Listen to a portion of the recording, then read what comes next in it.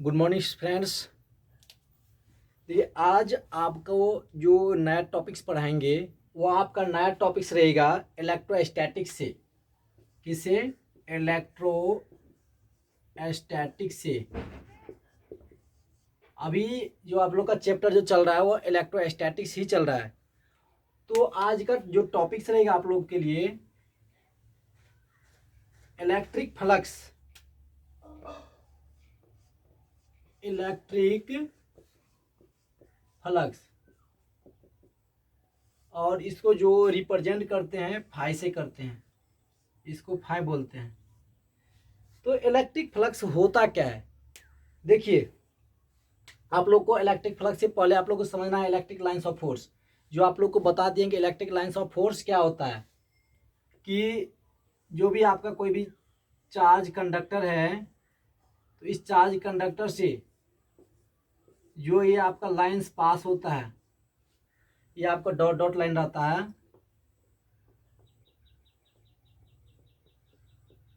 ये जो आपका इमेजिनरी लाइन जो है इसी को इलेक्ट्रिक लाइंस ऑफ फोर्स बोलते हैं। Electric lines of force. और ये आपका इलेक्ट्रिक फील्ड में होता है, इसके द्वारा जो अपना फील्ड बनता है इसको बोलते हैं इलेक्ट्रिक फील्ड। तो देखिए, तो इलेक्ट्रिक फ्लक्स क्या कहता है?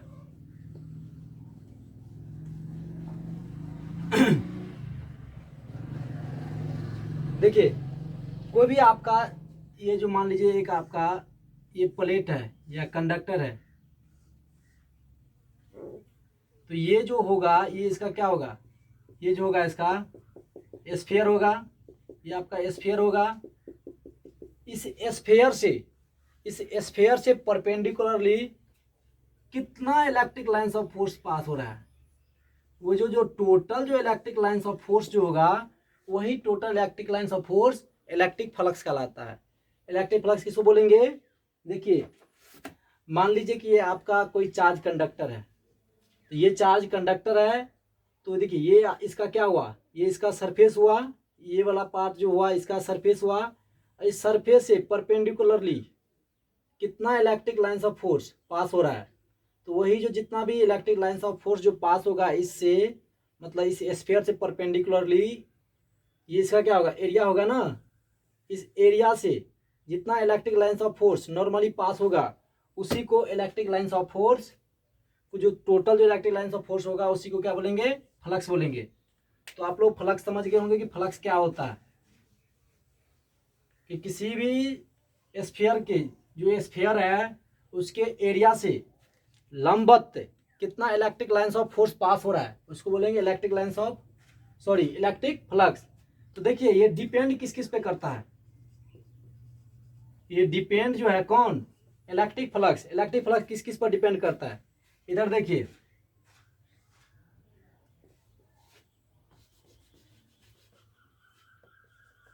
डिपेंड किस पे करता है? देखिए, पहला देखते हैं।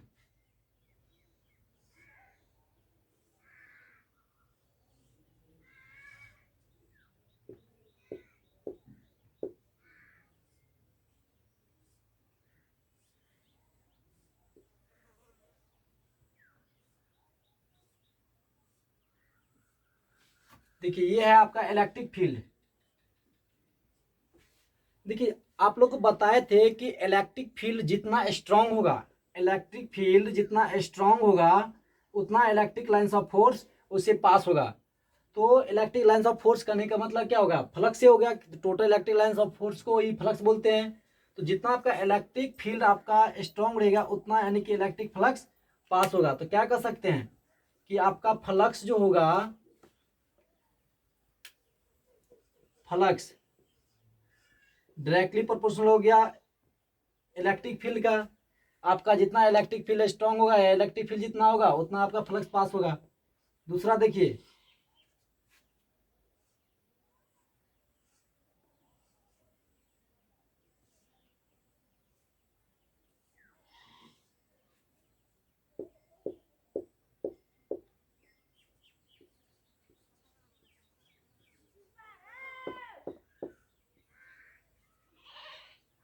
ये देखेंगे। देखिए ये जो है प्लेट, आपका प्लेट क्या है, ये प्लेट आपका बड़ा है, इस प्लेट से क्या होगा, इलेक्ट्रिक लाइंस ऑफ फोर्स जो होगा ज़्यादा पास होगा। इसका देखिए इसका एरिया जो है, इसका एरिया छोटा है, तो एरिया छोटा है तो क्या होगा, इलेक्ट्रिक लाइंस ऑफ फोर्स जो पास होगा, इलेक्ट्रिक लाइंस ऑफ फोर्स जो पास होगा क्या होगा, कम पास होगा। तो इसका कहने का मतलब हुआ कि फ्लक्स जो हो गया किसका प्रोपोर्शनल हो गया, directly proportional to area. Area बड़ा है तो क्या है कि इलेक्ट्रिक फ्लक्स ज़्यादा है, यहाँ एरिया देखिए छोटा है तो इस इलेक्ट्रिक लाइंस ऑफ फोर्स जो है कम पास हो रहा है। तो इलेक्ट्रिक फ्लक्स जो हुआ आपका डायरेक्टली प्रोपोर्शनल हो गया एरिया का। अब तीसरा फैक्टर देखिए, तीसरा फैक्टर भी होता है, देखिए तीसरा फैक्टर, ये मान लीजिए कि ये आपका ये खड़ा है, आपका परपेंडिकुलर है, तो आपका इलेक्ट्रिक लाइंस ऑफ फोर्स जो होगा इधर पास होगा, और इलेक्ट्रिक फील्ड भी इधर ही है, इलेक्ट्रिक फील्ड आपका इधर है और इलेक्ट्रिक लाइंस ऑफ फोर्स इधर पास हो रहा है। तो इलेक्ट्रिक फील्ड और इलेक्ट्रिक लाइंस ऑफ फोर्स दोनों क्या है, एक दूसरे के पैरेलल है।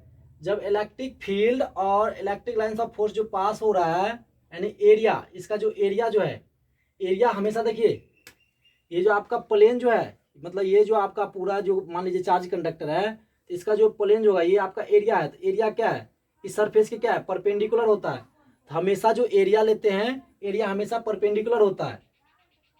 ये जो यहाँ देखिए, ये जो मानते हैं कि ये आपका जो स्फीयर है ऊपर, ये आपका स्फीयर जो है, तो इसका जो हमेशा जो लेंगे, हमेशा जो इसका जो लेते हैं क्या कहते हैं एरिया, एरिया हमेशा परपेंडिकुलर होता है इससे। तो देखिए तो ये इसका जो परपेंडिकुलर होगा इधर होगा, और इलेक्ट्रिक लाइंस ऑफ फोर्स जो ही पास हो रहा है इधर ही पास हो रहा है। तो क्या कहने का मतलब है, इलेक्ट्रिक लाइंस ऑफ फोर्स और एरिया जो है एक ही दिशा में है, तो दोनों के बीच का एंगल जो बन रहा है वह 0 डिग्री का बन रहा है। एंगल जो बन रहा है आप लोग का 0 डिग्री का एंगल बन रहा है। तो यहाँ देखिए, हल्ला नहीं करिए, देख, तो यहाँ कहने का मतलब कि एंगल कितना बन रहा है,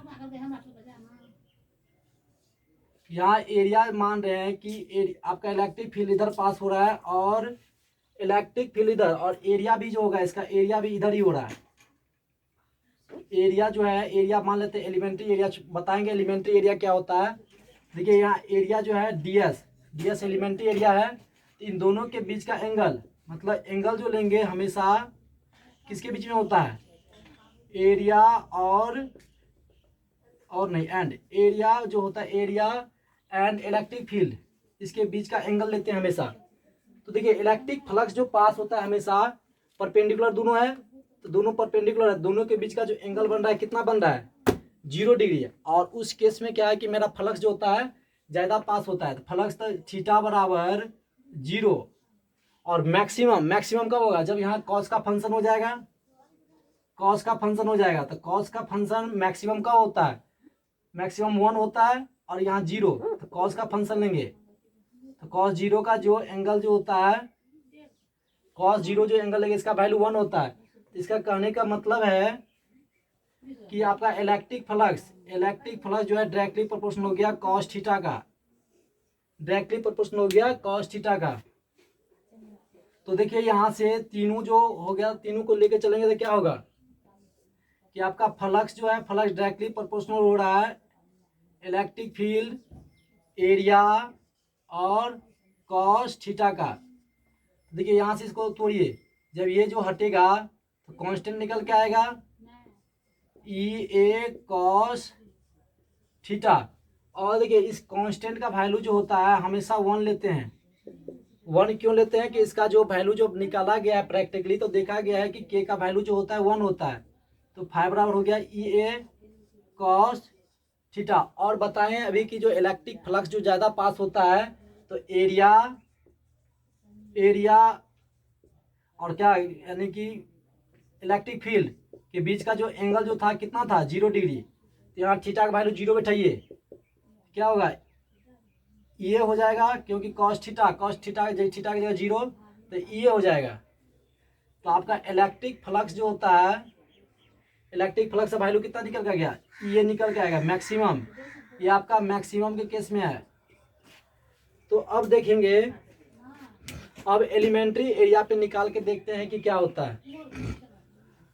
देखिए अब ये आप लोग तीनों फैक्टर देखेंगे। देखिए कि हम कोई एलिमेंट्री एरिया मान रहे हैं, ये आपका एलिमेंट्री एरिया मान लिए हैं, और ये आपका इलेक्ट्रिक फ्लक्स पास हो रहा है। तो इसको जब हम कांस्टेंट, जब इसको जो तोड़ेंगे कंपोनेंट, इधर हो जाएगा क्या, ई ए ई कॉस थीटा, इसके बीच का एंगल है। तो यहाँ देखिए ऐसे भी तोड़ सकते हैं, नहीं तो इसको डायरेक्ट ऐसे लिख दीजिए कि मेरा जो है एलिमेंट्री एरिया ये है, और मेरा इलेक्ट्रिक फील्ड भी इधर है, और एरिया जो भी होगा इधर ही होगा, और ये जो है एलिमेंट्री एरिया है। एलिमेंट्री एरिया, एलिमेंट्री एरिया करने का मतलब है किसी जो संपूर्ण एरिया जो लेंगे, ये मानिए पूरा एरिया है, इसका छोटा सा पार्ट लिए हैं, ये है आपका एलिमेंट्री एरिया। अभी बताएं कि दोनों जो होगा मैक्सिमम पास जो फ्लक्स जो होता है, ये आपका क्या होगा, ये आपका परपेंडिकुलर खड़ा है, तो इसका एरिया इधर हुआ, तो फ्लक्स भी इधर पास हो रहा है, और इलेक्ट्रिक फील्ड भी इधर है। तो एंगल आपका यहाँ जो हो रहा है थीटा बराबर 0 डिग्री। और देखिए इसे मानते हैं कि फ्लक्स जो पास हो रहा है डी फाई, डी फाई करने का मतलब है कि इस एलिमेंट्री एरिया से जो फ्लक्स पास हो रहा है वो फ्लक्स है डी फाई। तो डी फाई बराबर क्या होगा, यहाँ से देखिए, यहाँ से जब फाई बराबर इतना लिखेंगे तब एलिमेंट्री एरिया लेंगे तो कितना होगा, डी फाई बराबर ई, और एरिया, एरिया की जगह लेंगे क्या चीज, D S, elementary area, elementary area, elementary area D S लेंगे, और ये आपका कॉस थीटा है। तो ये आपका हो गया। देखिए जब एलिमेंट्री एरिया के लिए जब फ्लक्स का वैल्यू जो होता है कि जब एलिमेंट्री एरिया से कितना फ्लक्स पास हो रहा है, एलिमेंट्री एरिया से जो फ्लक्स पास हो रहा है डी फाई लिए हैं, तब जो निकल के आया है कि कितना आया flux, E D S cos theta, और थीटा का वैल्यू यहाँ लिए हैं 0 डिग्री।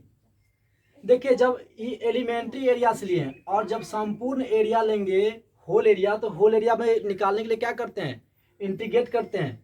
तो चलिए अब इंटीग्रेट करते हैं, इसको होल निकालना है। होल करने का मतलब है कि ये जो पूरा स्फीयर है, इस स्फीयर से कितना फ्लक्स पास हो रहा है, इस एरिया से कितना फ्लक्स पास हो रहा है, तब इसको इंटीग्रेट करेंगे।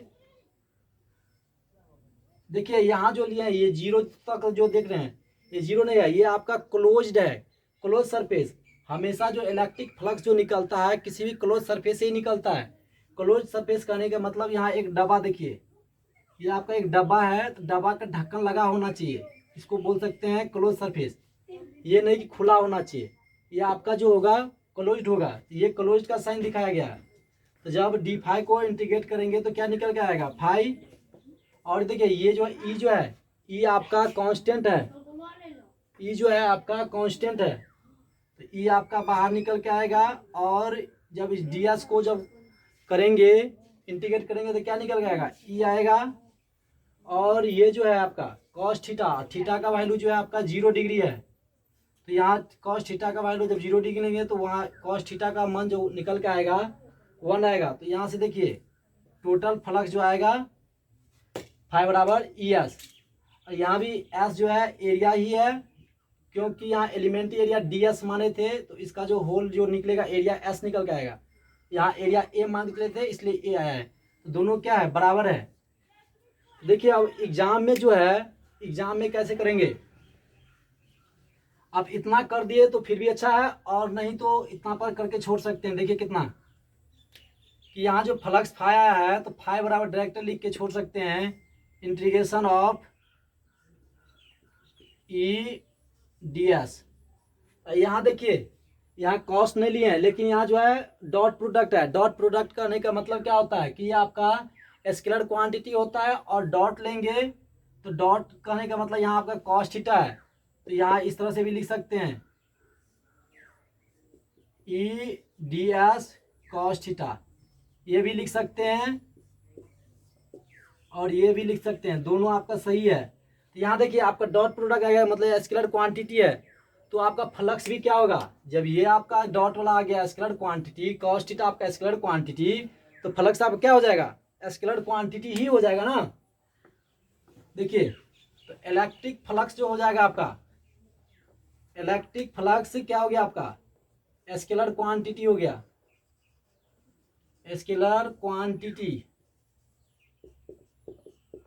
स्केलर क्वांटिटी, ये आपका स्केलर क्वांटिटी होता है। और इसका डायमेंशनल फार्मूला क्या होता है? डायमेंशनल फार्मूला जो होता है,